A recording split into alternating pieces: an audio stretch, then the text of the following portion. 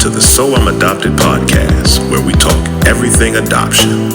This journey is not one we take alone. Together we grapple with raw emotions that surface from adoption stories. We want you to be comfortable enough to heal.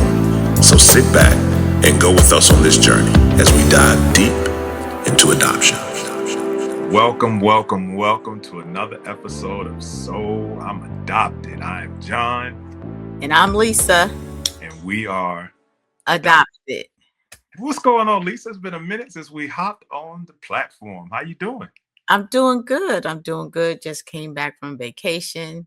So I'm refreshed and ready to, keep getting these podcast recordings done for our fans. Absolutely. How about you? What's been going on with you? No vacation for me yet. One is coming up, though. Looking forward to it. Trust me. Just recently, I was down in VA, and a lot of accomplishments for my girls. My youngest daughter got inducted into honors college, and then she was in a fashion show. Yeah. That was a little painful to watch her have grown up. She's just matured so much in the last year. It's mind blowing. And then my oldest became a member of the Divine Nine for Alpha Kappa Alpha and Alpha Kappa Alpha Sorority Incorporated. Get it right. Yeah, I know. I got a whole lineage in this household, so I got to get it right. But definitely, as any parent, you want to see your children survive. You want to see them thrive and be successful. And to watch that dynamic of their growth has really just been humbling for me. And I'm just thankful for it. And, on this end, we're good. Janice is good. My father-in-law is good. I could complain, but I'm not.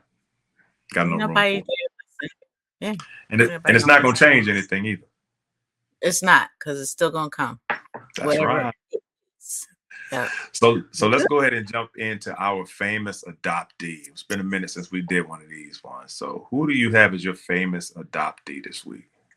So do you remember the girl that was on Meet the Browns, and then she was on Dear White People show, Dear White People? Yeah. Yes. So her name is Logan Browning. Okay. And she revealed a couple years ago, maybe not a couple, but 2018, for the first time, she revealed that she was adopted. And it was interesting because she's been out in the scene for a minute. She explained that she hadn't shared that before because she was on the Breakfast Club, because she simply didn't feel it was anyone's business, and she didn't want it to be a thing in the industry for her.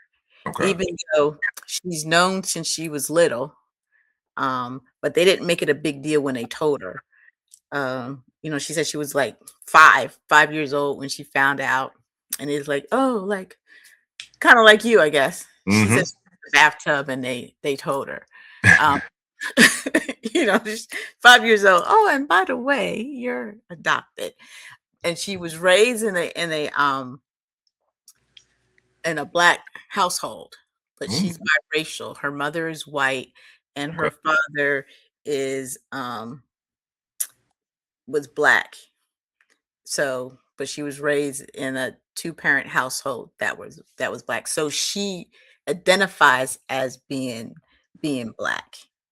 And then she describes the feeling when she did come out with it, that it was a freeing moment for her when she finally, told people that she was adopted. That's interesting because, like you said earlier, if she, thought it wasn't anybody's business, and she kind of, I found out when I was 5. But again, that internal monologue, it can have you in a place of paralysis. It's so interesting how everybody responds to their own story differently and create their own narratives. But what it was that got her to reveal it was her playing the role in Dear White People. I've seen it maybe once or twice, but it helped her explain her relationship of her character on dear white people. So that's what kind of um, pushed her into, publicly sharing. It helped her with her character Awesome. Okay. because she was, what did she say? She said, because people often questioned her own racial identity since she was raised Black despite her biological biracial roots. So Mhm. again, I didn't really see, I think maybe I saw 1 or 2 episodes of it. So I know it had a lot of um overtones as far as who you are as a person, how you identify yourself. So I think it really hit home for her Okay. um, while she was portraying that character, and I guess she did some self-reflecting. I thought it was a movie. I didn't realize it was a series. It was a series. Oh, okay. Yeah. So I guess I just saw the first one and I thought it was it. Okay. Yeah, Interesting. yeah, it was a series. Good stuff. Well, mine is a famous name, and I had no clue that he was adopted. Mine is Edgar Allan Poe. Did you know that? No, I didn't know. Mm-mm. Yeah, most people recognize him for his creative writing and that Mhm. aspect, but few people connect him to adoption. He was taken in by the Allen family, but he wasn't formally adopted, but they took him in. Um, and this is what is so powerful. And it's, I guess, parallel to what you're saying. He said that his early instability in his life would really influence his writing themes. Really? That is what sparked his ability to, I guess, craft things the way that he saw them, which made it interesting to those outside that had no clue of where his foundation was or where it was coming from to be able to create these imagery opportunities. Oh, wow. That's interesting. Mhm. The key, though, and if I always try to give somebody something to take away from that may be listening that is can draw from that story is that non-traditional family structures can shape creative geniuses. Say that again. Non-traditional family structures can shape creative geniuses. So, if somebody's out there and they're listening and they're questioning, just because they don't have the traditional, family root system, uh, Mhm. it's okay. Trust me, it is okay. You don't have to have what everybody else has. Maybe you had to have the special sauce so that you could be, Who resilient to be able to bring light to it. exactly, make you who you are today or who we've known you to be. Yeah. Absolutely, absolutely. So very, very interesting. It's always interesting how the two people that we pick for our famous adoptees have some type of connection in addition to the adoption piece of it. Mhm. So, That is um, good. but let's jump into our theme tonight, and I think this is very powerful because we've touched on it in other episodes with just some of the things that we've internally wrestled with, but Mhm. we're going to really dive into some myths about adopted kids. And they are some myths out there.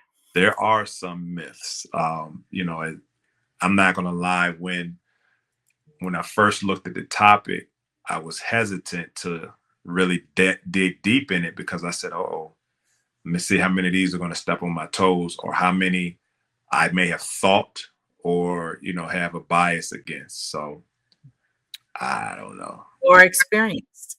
Correct. Correct. Correct. All right. So, what we ultimately want to do, we want to break down some common myths, and replace them with some real perspectives tonight. All right. So, let's jump in the first one. You ready? I am ready. All righty. The myth number one, and it says that adopted kids are damaged. Mm. So, before we even start to unpack it, being a fellow adoptee, when you hear that, what does that say to you? What does it mean to you? For me, I I don't feel that I was damaged. Mhm. I mean, I don't know how I felt, but I know damage was not like the number one um, word that I would use just because I was adopted. Because that gives a connotation that, oh, and I'm not saying everybody's story is different of why you ended up being adopted. That doesn't mean that you wasn't loved. That doesn't mean that, you came from an abusive family dynamics or anything of that nature. Just Right. because you're not in our so-called biological family doesn't mean we're we're less damaged than someone who's in their biological family from day one, because they could be just more damaged than us, in that Correct. sense. So So I think that it goes back to how we normalize trauma. Let's start there. And one could often say, that whole damaged piece. Um, I can see how someone who is adopted, they may feel like, what, I don't have what they have on the other side. As to your point, the grass is not always green on the other side. Let's put that on the table. it's Um, not. but when you begin to start comparing, and I think that's a very dangerous thing to do, you can look at yourself as less than. Damage was never something that I looked at. Based on what my the Underwoods told me, I didn't look at adoption as a negative thing. I never really looked at it as a negative thing. It was a just a thing, because it starts off. Adoption may begin with separation or and transition, or those identity questions, but it doesn't mean that someone is damaged. Those Exactly. are realistic questions that you can have.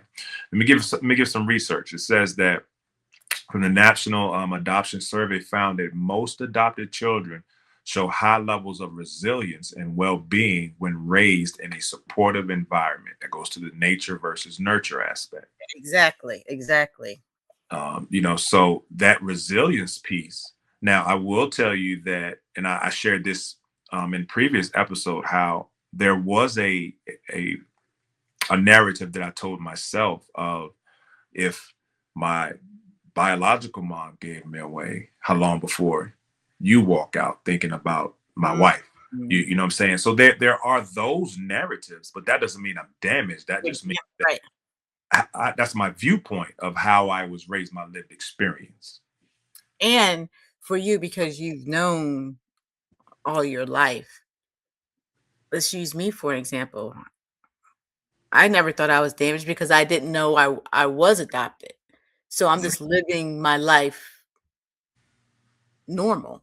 So I'm not searching for identity. I'm not trying to transition from being with my biological family over to this new family and trying to adjust in their dynamics of their family, anything of that nature. It's just I grew up with my family, Right, unbeknownst to me that I was adopted. But even once I found out, I didn't feel all of a sudden I'm damaged. right. I'm curious. I'm trying to seek who I really am, but I'm not damaged. I think that it goes more to exploring or an emotional processing versus brokenness. And I think that that is a realistic human response. But again, to be able to go through that, and I definitely agree with the fact of, that supportive environment. It really helps as you go through. Let me ask you this question, Mhm. and I want you to just reflect for a minute. Did you ever feel like people assumed something was wrong with you once they found out that you were adopted? And for you, again, because you found out so much later, Later and, do you think people questioned or was like, oh, that's why she acts that way, or anything of that nature? I can't say because again, once I found out I was already an adult, I was already established in who I was. Um, I can't say. Now, I do know that hindsight of now knowing what everybody else knew, certain people will bring things up. Oh, so and so had mentioned something when you got married, and they felt, I guess, like, oh, it's so nice that they're doing this for her. Their adoptive daughter, they're giving her this big wedding, things of that nature. And that's when there's like, look, she doesn't know she's adopted. So, you keep that to yourself. So But let me ask you this question, and I'm listening to the narrative that you put. Do people have to continuously say adopted, like your adopted daughter or that adopted son or things of that nature? It's because, like you said, it's already like we know or we don't know, but why is that negative when people add that piece to the equation or to the statement? Is it like a jab?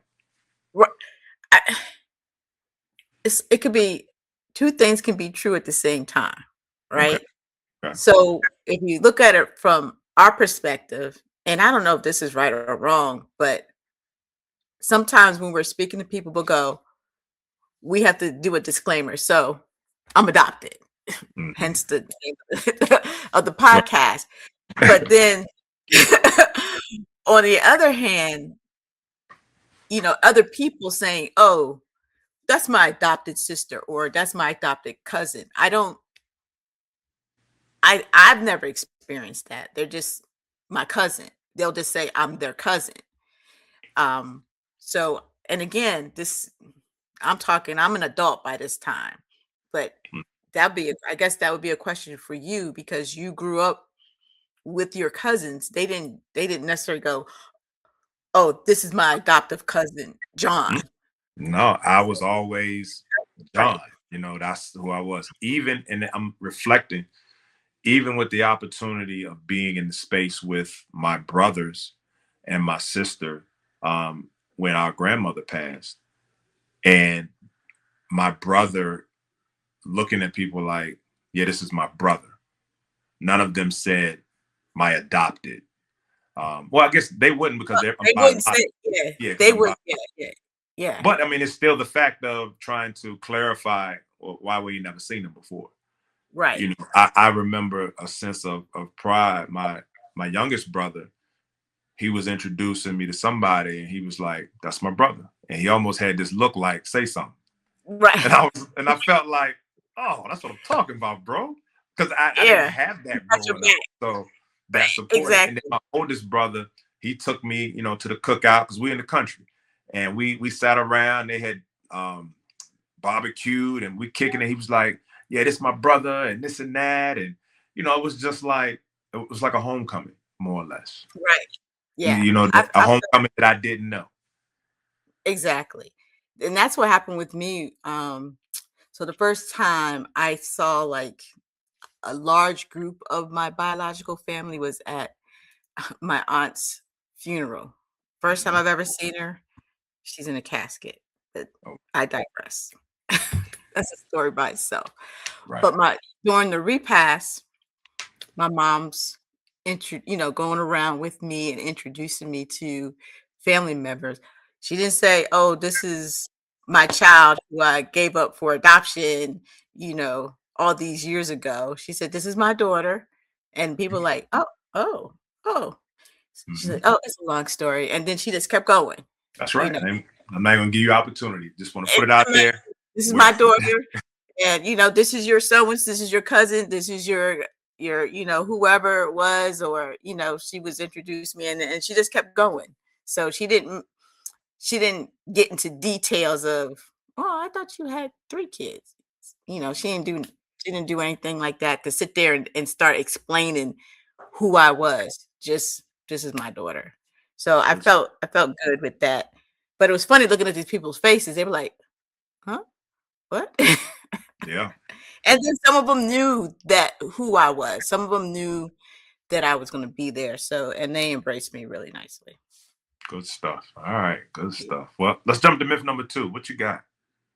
So myth number 2 is adoptive kids should feel lucky. Oh, And meaning the myth is that adoptive kids sometimes hear is that they should feel lucky because they were the ones, you know, that someone chose them to come into their family, that you should be grateful, you know, um, about what's going on as far as someone, you know, deciding to choose you to come into their family. They're trying to it's once I found out, it's funny because my siblings would say, "Well, you're the one who got the better deal." And I was like, "Well, I agree." Right. I agree wholeheartedly, but I don't think I could say that I was the lucky one, because it's not lucky, because number 1, even though I'm grateful, I'm still confused, Right. right? I'm still trying to my curiosity has now reached this peak for me to figure out, okay, why did I even end up being adopted, right? And then Hmm. I start reflecting, well, if this isn't my real life, what does my Hmm. real life look like, right? That's If I interesting. didn't That's go interesting. this You use that term though, real life. That's well, interesting. yeah, because Imma tell you, once I really found out, I mean, that was the thing. I was like, "Well, this is not my life. This is Lisa Holtwanger's life. I'm Right. not Lisa Holtwanger. This is her life. What's my Hmm. real life look like?" I was there for a minute. I wasn't there long, but I Right. was there, but I wasn't saying that I was, "Oh, I'm lucky that they chose me," or anything like that. But I was curious. I was confused, because all this time I'm thinking one thing and then something totally different was the real reality of it all, you know? Yeah. Make sense? It does. It does. So I'm gonna go a different angle. Um, I I guess I would say that on one hand, I would embrace, that lucky. I'm thankful. I would replace it with thankful, because you look at so many stories where you have, parents that just do things to kids, leave them in trash cans and different things, or so I reckon this comes with maturity now, being 50 Right. years old now, understanding. Well, no, because I had an understanding and appreciation growing up, because some of my peers that had biological families that they lived with, their situation wasn't the best, So I was thankful for the foundation that I was blessed with. So, and I think that comes to a place where you have, again, my spiritual belief. I looked at it where, I was thankful for it, in that regard. But that's not to say that I didn't have moments where, like you said, I was confused and I had questions. But I was able to have all of that in a safe space. Right. So that is the beneficial saving grace, for lack of better words. I didn't Mhm. have to kind of go through that on my own, while being like abused or something aversive E taking place.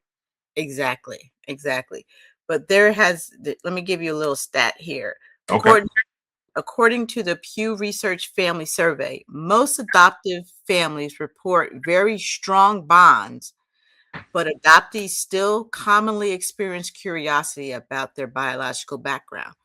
Who wouldn't? Right. I mean, to me, I was like, I just want to know, you know, w- what happened before November 30th, 1967. Hmm. I just need to know what, you know, because I'm a curious person. I just need to know, was it two cross lovers who just couldn't be together, or, was it, a rape situation, or whatever it may be, for Hmm. me to exist, because regardless, it was meant for me to exist, and Right. these two people to come together for me to exist. Got that. I understand, because God already had the plan laid out, but Correct. I want to know it for myself so I can have a better understanding of the whole dynamic of it.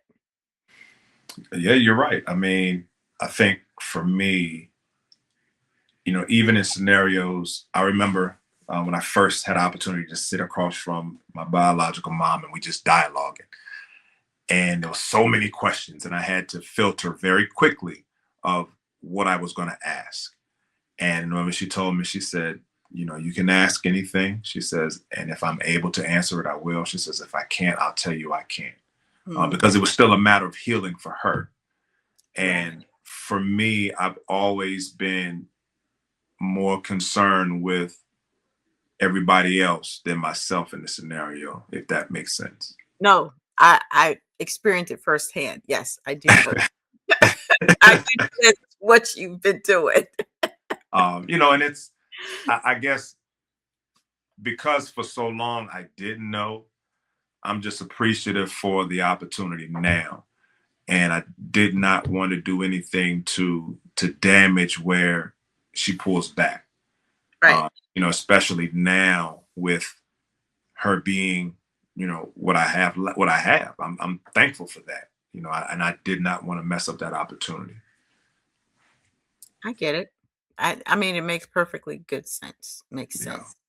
Did you ever feel that you, whenever you did talk about it, because, well, again, you kind of already mentioned it, that you didn't have a bad experience. So were you always talking the positive of adoption, since you've already known, you've known since you were a child, any opportunity that you had to talk about it, did you talk about it? And was it something that, was a positive thing for you to do? So I think early on, when I first found out, I didn't have the language to even articulate it. Okay. And then it kind of just was there. It would come up in family discussion when we would go out of town, that they would talk about stories of when I was adopted. But it became dormant, and then it didn't really resurface until I got ready to become a father.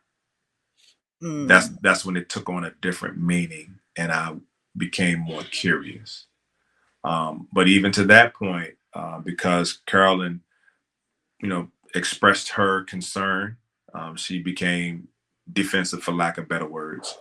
I did not. I didn't press the issue. right. So I kind of just said, okay, well, I'll just leave it alone. And then after she transitioned, then I talked to my father about it, and he was like, "Well, I want to know too." So that gave me the permission, to Yeah. open the door. Open So the door. when I talked about it, I always spoke about how thankful I was. I mean, the fact that my dad, because I wasn't of his DNA, but he still trusted me with his name to be Mm, the third. yeah. That's huge. You Yeah. you roll you rolling the dice there because you don't know the ingredients in there and what you're going to get, and you're praying that your nurturing will help shape and overcome any nature. The blessing is that I had good nature as well as good nurturing, Mm, which makes me a good person. that makes you a good person. You are a good And my brother was a junior, Mm, and so but when all this came out, I'm like, "Who does that?" right. But apparently at least 2 people in this world does. And you got to look at it from the other side. It's that mindset of I can't have kids, but I want my name to go on. Right, right, and his name is going on. We're down to Trey, and then Trey has a son. So it's the 4, yeah, 4 of them. It's IV. 4 of them, so it's still holding on. It's Well, I still think this train is going to end with me because I got 2 girls, and I know. we didn't shut down the factory, so I can't unless it's immaculate inception. And And I then said, we got questions. then we got real questions. We got questions, and there's a situation going on. We're gonna have a different podcast. Oh, that's funny. That's funny. What's the next one? So the next one is, and this is interesting, that adoption fixes everything. And I would have to believe that that comes from, and I'm gonna use a place of ignorance, right? Mhm. Because one would look to say, oh, if you get a family, then everything will work itself out. Well, no, not necessarily. And it goes back to that nature versus nurture piece. I can get a piece of Wagyu steak, but if I put it in a dirty bowl to season it, it's gonna come out bad. Exactly. You know, Exactly. sometimes, people believe that, that adoption will just take away every challenge in a child's life. And that's not the case. You still have, challenges, but, adoption can provide you with stability. It can provide you with that love and opportunity. But what it doesn't erase is still, and you brought up this earlier, that position of having identity questions of, Mhm. where do I come from? I had all of the nurture in the world, but when I looked in the mirror, I wanted to know, where do I come from? Did I have any brothers or sisters? Was there anybody else walking around that looked like me or that thought like me? Uh, Mhm. and Mhm. and then to sit across from my mom, and even now we still have little coinky dinks, like the whole chicken wing thing. And she was like, "Oh, you like chicken wings too?" And Reese's cups, and just little stuff that Those for me, things, yes, and those things blow my mind because I wasn't raised right? by you, but yet it's still in our DNA. And it meant the world. I felt like a little kid, like, oh, Yes. oh. And she was like, "What, baby?" And I'm like, "Oh, really My sentimental." mom, she played solitaire. I played Mm, solitaire all the time, and then one time we were just sitting and we're both playing solitaire together. That those little teeny things make a huge impact for adoptees. I know it did based off of what you're saying and myself. mm. It's just crazy, crazy. And then there's little facial expressions and things of that nature that my niece or my siblings would say, you know, oh, that's what she did, that's what granny did, or that's what mom did. I'm like, oh, thank you. My sister tell me all the time now that I cut my hair, um, she's like, oh, you look just like your mom. Thank you. Those affirmations, that's what those are. Patience. Yep. Yeah. Yep. Let me give you a stat. So it says studies show that adopted children often perform just as well socially and academically as non-adopted children when they have a stable support system. And that's according to the American Academy of Pediatrics. And again, I want to just erase that myth that children who are adopted are bad or less than. We're not. Mhm. You put us in an appropriate environment, we can thrive and do just as well as anybody else. And vice versa. Yeah. Kids that's in their families can be the opposite. They may not thrive. So Yeah. it doesn't matter whether you're adopted or not.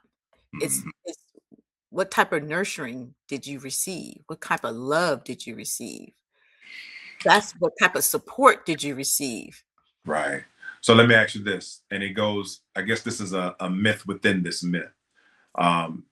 Because of the perception of you should be lucky that somebody brought you into their home. And do you think that people expect adoptees to like be neat all the time or to be very tidy because they're in, but the perception is because you're in somebody's house that you should Yes. be extra clean and all of Right. these. But before that, the thing is, obviously, why are you adopting in the first place?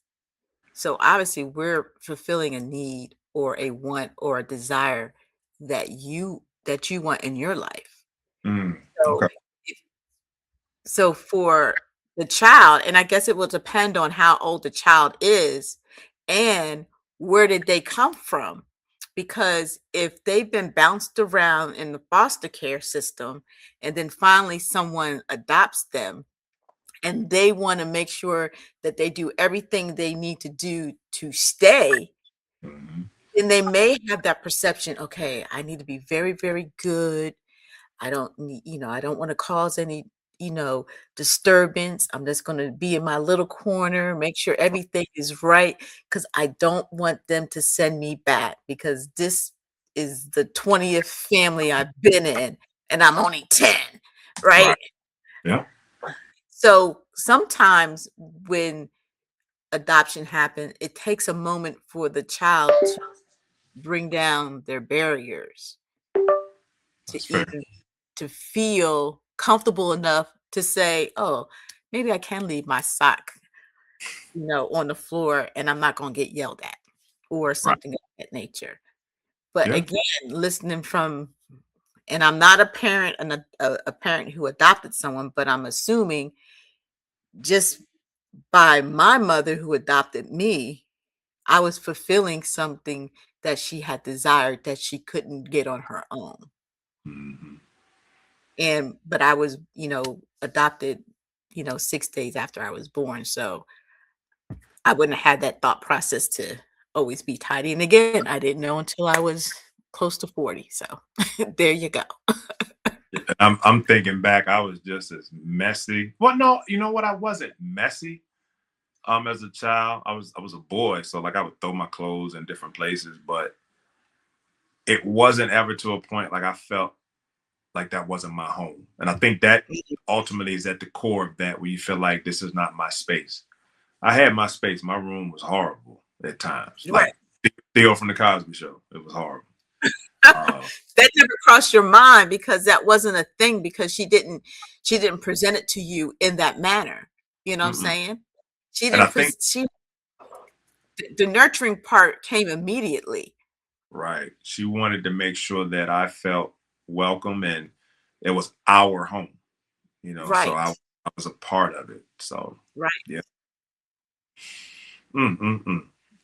So here's the next one. And this is interesting because you and I both, I guess, have fulfilled this myth. And it says, that all adopted kids want to find their biological parents, which That's is a myth. That's a myth. that's a myth. Because I do know some people that hold grudges against the biological family, because they did give them away. Mm, But the other side, and again, this is, I know I have a bias because I have went through my journey, found my biological family, and I wasn't disappointed by what I mhm. found. So in addition to the narrative that was presented to me wasn't a negative one, I think that plays a role as well.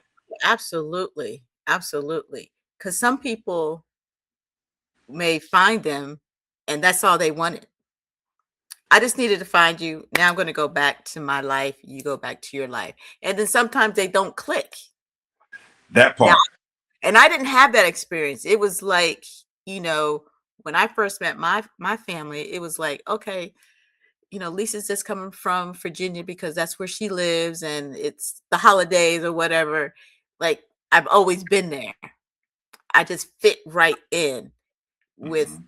no hesitation. It wasn't, awkward or anything of that nature. It's like I just live out of town. And I think that's the difference. But everybody has their own story. Everybody feels something differently because I have a strong curiosity. Some people don't. I could just use my brother, for example. When I told him that I was going to go, you know, well, I didn't say look for my family, but I found my biological mother. Mhm. He was at that moment, he didn't have a desire to look Right. for his. He said, well, I know who my parents are, you know, and that's all I need. Okay.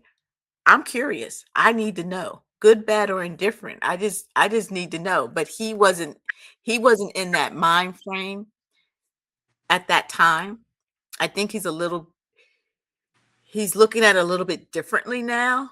Not to say Mhm. I think he's done a little dibble and dabbling and trying to, see if he can find some information, but he didn't go full force like I did, right? But But do you think you gave him license to look for it based on your experience and your journey and how you've handled it? um maybe we never really talk about it. It's weird. It's like I kind of keep those two lives separate. I Okay. think he met my biological mother once or twice. First, Jasmine's when she graduated from Virginia State. That was the first time he met her, and then I think when Maya graduated from ODU, yeah, from Maya graduated ODU, so he met her twice, and they all live in New Jersey, so they don't Got live it. that far from each other. But I haven't had a reason to bring them together as of Mhm. yet. Not to say that I won't, but it just hasn't happened. And Right. But I think that illustrates the point that each adoptee is different. mhm, We're all individual. Some feel strong curiosity, and some don't. Some feel both, and two things can be true at the same time. Because I had the curiosity, but then I had the contentment as well, based on the scenarios that were around me. right. Um, so but research says that only a portion of adoptees actively search for biological relatives, and the motivators vary widely. Mhm. One, I think, because we don't necessarily know how to go about doing it, because you can easily get scammed. Let's be honest, that's a very vulnerable time, Yep, and you can go on this internet, and people can just take advantage of you and have you spending all this money where that information is public and free in most cases. it is. You're Um, absolutely right. Depending on your state, Google your state if you're listening and you want to know and start the journey. Google in your state of where you were born. What are the adoption rules and regulations, or what rights do adoptees have in Yeah. opening their files? Now I do know that in recent years, maybe the past 15, 10 to 15 years, a lot of what was sealed at one point, it has a lot of laws have changed when it comes to Mm, adopting and finding out more information about their biological family. And okay. I do know that for a fact for New Jersey, it had changed. I guess, yeah, in the past 15 years, it had changed. And that's when, once it changed, it was a little bit more easier for me to locate them and get information. Because I couldn't get my real birth certificate, but I Mhm. was able to get non-identifiable information. But now, because the laws have changed, I have my original birth certificate. Got it. So you couldn't even get a copy of the birth certificate? No, you couldn't get your original birth certificate at all. Those were Wow. sealed. But Okay. since the laws have changed, I was able to, as an adoptee, I could get it. The only people who could have gotten the original birth certificate would be the birth mother or the adoptive parents. Right. That's that's crazy. Yeah, yeah. Not that it helped me know any more information than I already did once I got it, because the father listed was not my father. It was my sister's father. Mm. I was like, and we all know for a fact that's not my father. So I was like, I spent all this. Well, I didn't spend a lot of money, but still, I spent $15 and But I'm still That's the at risk. square one. That's the risk that you run, though. That's the risk that you run. Yeah, yeah. So So let's. I want to give this fifth one, and let I me give you think this is the perfect closing myth, that. Okay. uh, especially dealing with the mental health piece and just our discussions and dealing with you in counseling and things of that nature. That adopted kids struggle with identity more than anyone else. That's definitely a myth. I don't know anybody that hasn't at some point struggled with their identity. Exactly. Exactly. Just like, you know, when you graduate from high school and he's like, well, I'm going to take a gap year to find myself. The devil is a lie, not in my household. I don't yeah, I need to spend time with me. You've been with you for 18 years. I got a whole pocket full of rebuttal for those. Trust me. Exactly. But everyone goes through that. Everyone goes through a moment of trying to really identify who they are. Who, Right. where do I come from? Everybody does as a person. Correct. And I think that this, again, are the narratives that are fed based on people of ignorance that may not have taken the time to get to know someone who was adopted, or, been fed some garbage about the process, or even just maybe observe one person that was adopted. And you can't use a wide paintbrush. You have to individualize this journey. It just so happens that you and I have similarities. They're different stories, but there's some core fundamentals that are similar. But there Mhm. are many different differences in it. But we still had the questions, even though at different times during the race, of who am I? Um, you know, Exactly. where do I belong? What shaped me? Why do I think like I think? Why do I sweat the way that I sweat? All of these different things. Why does my toe look like this? Exactly. I know for me, when I found out, I said, "Oh, that explains why I don't think the way that my family thinks." I said, "Oh, okay. I'm good." Because sometimes I would listen or, just listen to family conversation. I'm like, "What?" That math. It no, and I'm like, "That makes sense." Right. And then my cousins who who, I can look at them and I say, "Oh, you're that aunt. Oh, you're that aunt," because of their mannerisms, everything, and the way they talk. As they get older, the more and more they're like our aunts, and Hmm. it's just mind blowing to me because I go, "Oh, okay, I am good. I'm straight. I'm not crazy. I'm just don't have that DNA in me." Yeah. And You know, my thought processes are different than their thought. I just wasn't thinking. They weren't thinking the same way I was thinking. I'm like, why did you not think like that? I mean, who doesn't think this way? But it again, because made sense. they want to put us in this box because we don't have the traditional, um, you know, journey into adulthood. But identity formation is normal development for adolescents, all adolescents, not adopted, just all adolescents. That's just human behavior. And Human. again, And go ahead. go, no, no, go ahead. Go ahead. I'll remember. I was going to say that I'm glad we're having this discussion to unpack some of these myths, because these are things that if we're not careful, self-aware, or just may not even be in a position to move beyond the myths, we can carry some of these myths and begin to adopt them for ourselves. Hmm. As adoptees, we adopt a lot of common labels that we don't necessarily have to. You're right. It's a You're right. continued pattern, that we just put those things in our backpack and we carry them around. You're right.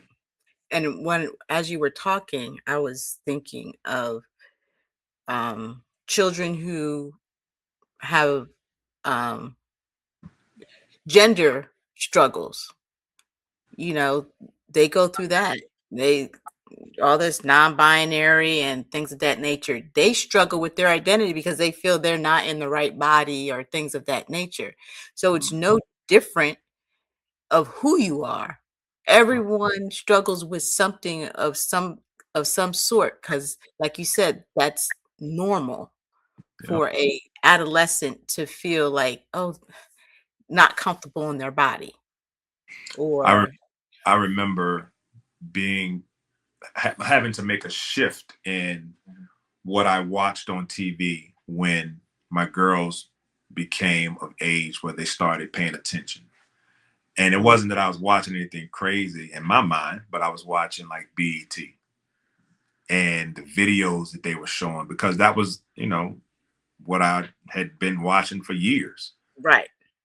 But then to watch my girls watch those videos and begin to emulate that, I didn't want that to be the image that they thought that they had to live up to or aspire to be.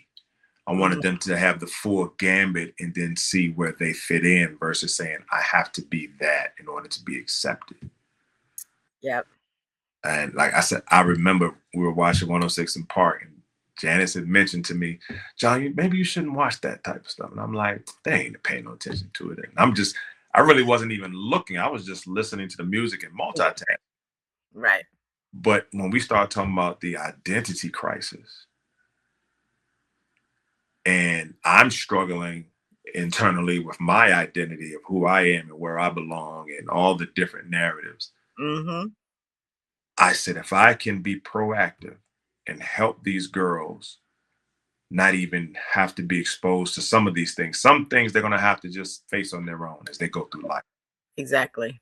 Um, but so then that's the question. Do you think that being adopted makes you that much more aware of your identity struggles? I just think it adds another layer Okay. to it, other than the normal trying to figure yourself out. On top of that, then you're adopted. I just think it adds to it. I don't think it's any more impactful than the others. Mm. That makes sense.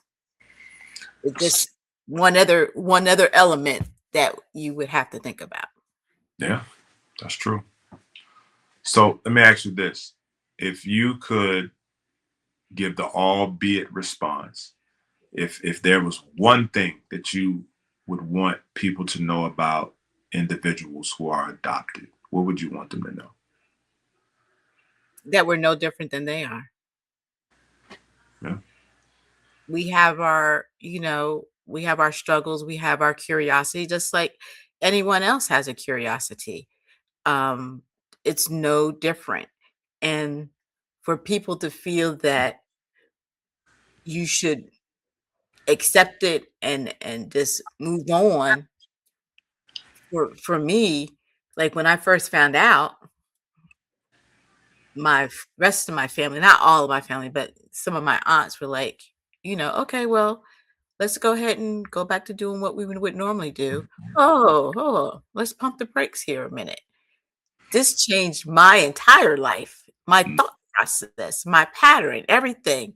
So I have to recalibrate who I thought I was to who I think I should be. Right. But as I'm processing, I'm finding out I'm still who that person is. But they didn't recognize that. They just kept going on with life like it was no big deal. Well, you had almost 40 years to accept me. That's right. Now I have to accept me. Right. You That's know? that's true. That's true. So we're no different than anyone else. Right. We just have to, it may be an extra layer onto everything, but we're no different than anybody else in any family. There's families that, and again, not saying that, our lives were be all end all. We just happen to be blessed, Right. and we've been fortunate to not have to deal with any, abuse or anything of that nature. But again, that's just our experience. So Correct. other people may have that issue, but other people in their regular families may have those abusive issues. So Yeah. it doesn't matter. We're all the same. What about you? What would you say? It would be to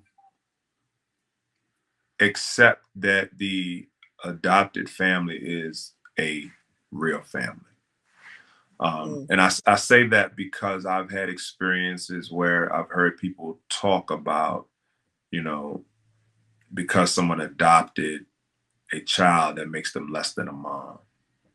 And I just totally disagree with that. I think that, mom is such a powerful descriptor that it's not limited to just giving birth.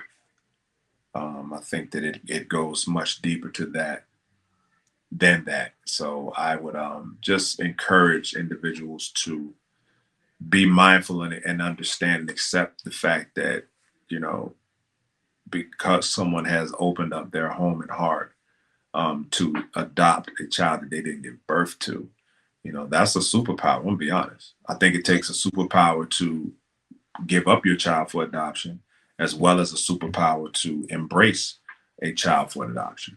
Exactly. So, Yes. as I the young folks say, I think you should put some respect on their name on both sides of it. On both sides. So the young On both sides. on both Yes. sides of it, yes. Yeah, this has been a very, very enlightening conversation, and I'm glad we did it. Just to recap, the truths that we addressed: adopted kids are not damaged. Mhm. Adoption involves both love and complexity. Every adoption story is unique. These are truths that I want us to walk away with. Okay. Yes. Not the Mhm. myths. These are the truths. So these are what we will replace those myths with. Because I'm not damaged and neither are you. No, not at all. Adoption involves both love and complexity. We were loved. We had the nature, but it was challenging of not knowing certain things. It just Mm, created that dynamic for us. Um, every adoption story is unique, like we talked about. My story is mhm, my story, yours is yours, but they are uniquely euphoric and being able to dialogue about them in this manner. mhm, And mhm. and then the last one is very powerful because everybody doesn't have this. Um, Open conversations about adoptions, they help families grow. When you try and sweep it under the rug, I believe it limits, it hinders the potential growth. Now, does that mean that the conversation may not have some pain? Yeah, the conversation may have some pain and some challenges and some realities, and everybody copes differently. Yes. But what I I've think learned, what go ahead. I was gonna say is what I've learned is that once you get past that part, then that restoration can begin. Now, not everybody has the capacity to be able to go through that problem solving or that coping sequence. So they fight or flight. Hey, I don't want no parts of it, and I respect that. Everybody's different. I'm just thankful Everybody, that wasn't my narrative.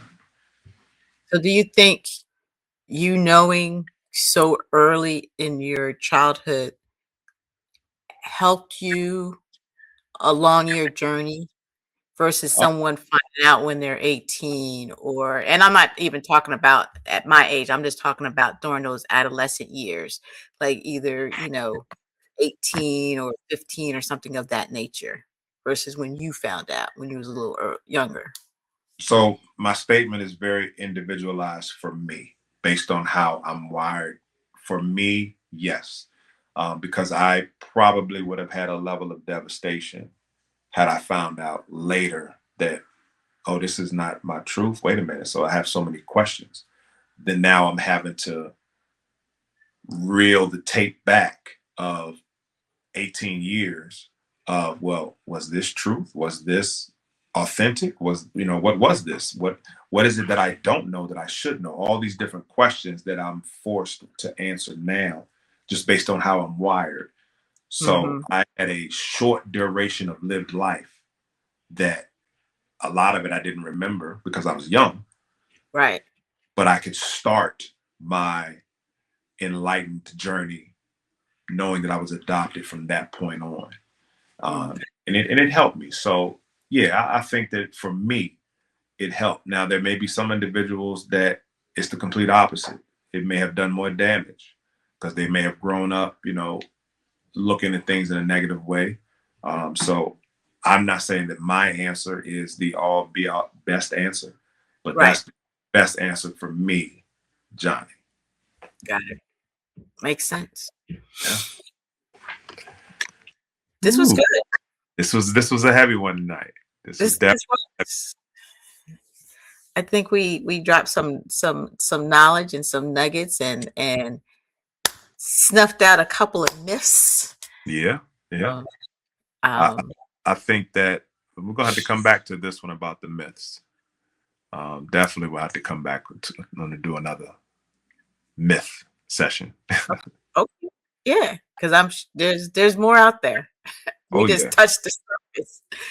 absolutely, absolutely. Well, I would definitely. Yeah, this was enlightening. Even as I'm sitting here, we're closing up. I'm starting to just reflect on some things and some truths and some myths and things. So, if you're listening or watching us, make sure that you hit the like and subscribe buttons. Share it with somebody else that's going through. And give us some feedback. Was this a beneficial dialogue? Were you able to draw something from it? Did you hear something that piqued your interest, or that you're like, what, I can relate to that, whether it's our individual stories or just the statistics that we brought forth, or whatever it may be. We're always looking to be as effective and impactful in the community as we can. So definitely we appreciate all of the support. Give us a shout out on Facebook, send us a message, and just let us know you're following us. This is a labor of love that Lisa had, that she encouraged me to jump on, and we are, I think, better together as we've grown in this journey. It definitely has normalized the journey of adoption in our discussions. It has. And if you would like to, be a part of our podcast, please, you know, send us a message, or get in touch with us and let us know, and we'll be more than happy to, help you share your story, and talk about it. So what? What are we I, gonna say? I was going to agree with you. I agree. Oh, The more we talk about it, I think the more understanding we create. We just have to normalize this discussion and try and decrease the judgment. Because one, you can stay in a state of paralysis, and it can really hinder your journey outside of the community. Because you find commonality and you can be safe, but when you go out, are you looking at everybody else like, do they know? Do I look? right. But the thing is, it's funny. I was doing some research, and there's more people that are adopted than people think. Oh, I'm sure. It's more. I mean, by this time, it might be more more of us than them We taking over. taking over. But it is, yeah, it's more common Right. than people think. Yep, more It is. common. It is. Well, I'm so glad that we had this discussion. I'm looking forward to the next one. Yes, yes. So again, like, share, subscribe. We like to get our impressions up. So, if you're watching this to the full extent of it, thank you. Thank you Um, very much. we appreciate it. And until next time, I'm Lisa. Oh, and I'm John, and And we we are. adopted. Thank you for listening to the So I'm Adopted podcast. We hope that this was informative and educational. You can follow us on Instagram and Facebook at So I'm Adopted. Also, subscribe to our YouTube channel, So I'm Adopted. And again, thank you for listening. And until next time, make the choice to begin your healing journey.